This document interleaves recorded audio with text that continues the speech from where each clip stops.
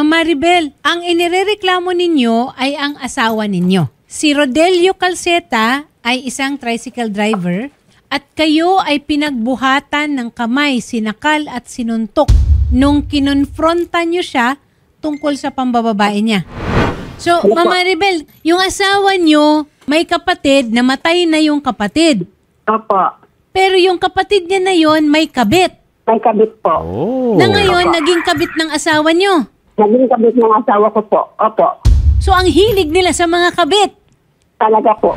Magandang hapon sa'yo. Ikaw ay pinagbibintangan ni Maribel na ikaw ay kalaguyo ng kanyang asawa. Paano ako magiging kalaguyo ng asawa niya, ma'am? Oh. May ebidensya ba sila?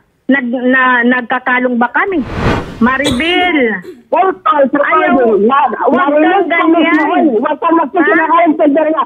Nakita ka namin na anak ko na magkasama kami ng asawa ko na magkahawak ka na ipakayo. At saka yung tricycle na ginagamit ng asawa ko, ba't nandoon mo siya sa lugar mo? Wow! Magaling ka talaga ng artista. Magaling ka. Nagtanggap ka noon. Magaling ka talaga. Hindi ba noon, nagkakaway na kayo ng mister mo? Ha? Bakit daw yung tricycle ay nakaparada sa bahay mo nang maghapon? Kanya 1:30 p.m. Kasi nagbabayad ng utang. Umutang sila ng pera sa akin para sa hagna. Para yung palay nila maanuhan yan. Oh, magkanong inutang? 23,000 po, ma'am. Maribel, alam mo ba na may utang si mister? Sinabi ba niya sa iyo to? Hindi po, ma'am. Wala po akong kalam-alam. Bakit doon sa ano nila na to? Ano ko sila, na-record doon sa cellphone na asawa ko. Sinasabi niya, may naghanap sa yun. Tinatanong niya yung pangalan mo at pangalan ko kung nandito ako. Sabi ka nga niya doon sa record na naka-record doon sa cellphone ng asawa ko. Nakita yung asawa mo ni Julian. Sabi mo, ha? Naka-record yun. Naka-record yung Silveria. Nag-aalam mo ka pa nga sa asawa ko. Ang kapag naman ng mukha mo. Hindi nag-aalam ang asawa ko. Tapos yung mga asawa ko na naging kabit mo. Ang kapag ng mukha mo naman. Ma'am, ano po yung mga ebidensya na hawak niyo po? Sabi nung pumunta ko doon, nakita ko yung tricycle ng asawa ko nandun sa lugar na yun. Okay, ano pa po, ma'am?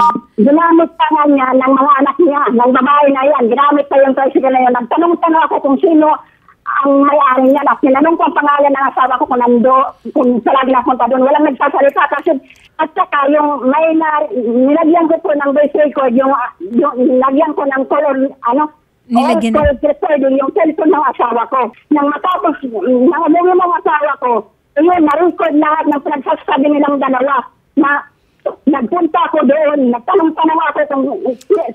Ano po yung mga conversation po? Nagpunta daw po ako doon, hinahanap po siya, ma'am. Tapos ang usapan nila, I love you, mag-iingat ka, tawagan May mga I love you. I love you. Lahat ng conversation natin, i-delete mo, sabi niya. Okay.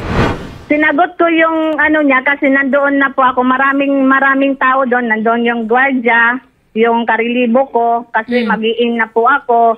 Tapos narinig nilang ng I love you. Sabi naman nila na sige, sagutin mo. Sagutin mo na I love you din. O di, ganun rin ako. Tapos pumunta siya doon sa may trabaho ko doon sa may parking. Medyo maano na nga sila ng driver eh. Nakamaksin yan sila eh. Nakamaksin. Tapos sinagawan ko, oy, hinto ka muna kasi may parking pito. Yun, parang nabigla yung driver na matutumba na sila. Kap, ito po ba ay nasa tanggapan na ninyo? Itong bago, wala pa yan. Yung dati, yung namatay na security guard ng UP, yun, mayroon yun record na nagreklamo ang si Baby. So ang nangyari po, iisang babae ang inirereklamo ng mga asawa. So yung asawa, nung namatay, ilang taon na po ang nakalipas nung kasong ito? That was before Yolanda, I think mga 2012, before Yolanda. Na-resolve po ba yun? Kasi hindi naman sila nagkita kasi ayaw naman pumunta yung isa, inanuhan namin ng summon, ayaw mag-appear. Okay. So parang walang nangyari hanggang sa nawala na lang yung hanggang sa na-Yolanda na. Yung tunong, siguro. Ay! Delikado. Oo.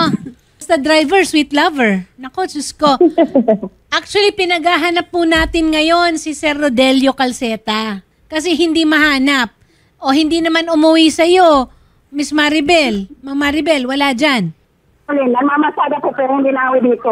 Alam ko, na umalis siya dito na mag-away kami. Diyan nag-package sa sinasakyan na tricycle. Diyan nag-package sa Tacloban. Balikan natin yung kaso. Ang kaso ay pananakit. So, under vowsy ito. Diba? Opo. Oo.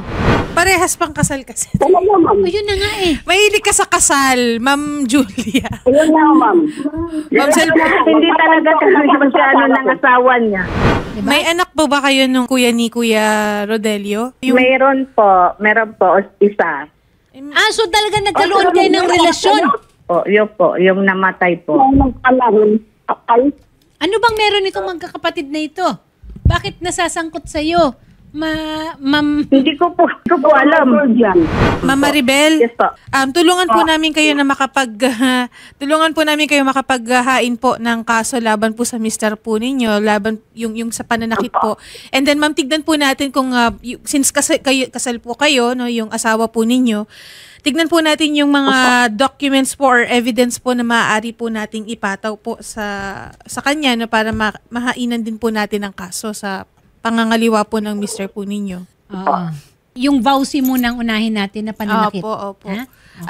Nakausap naman na po natin si Police Master Sergeant Rusel Ranyada, yung investigador po ng WCPD Palo Municipal Police Station. Ma'am Maribel, wag po ninyo ibababa. Tutulong po kami, no, na makapaghain po ng kaso sa mister po ninyo.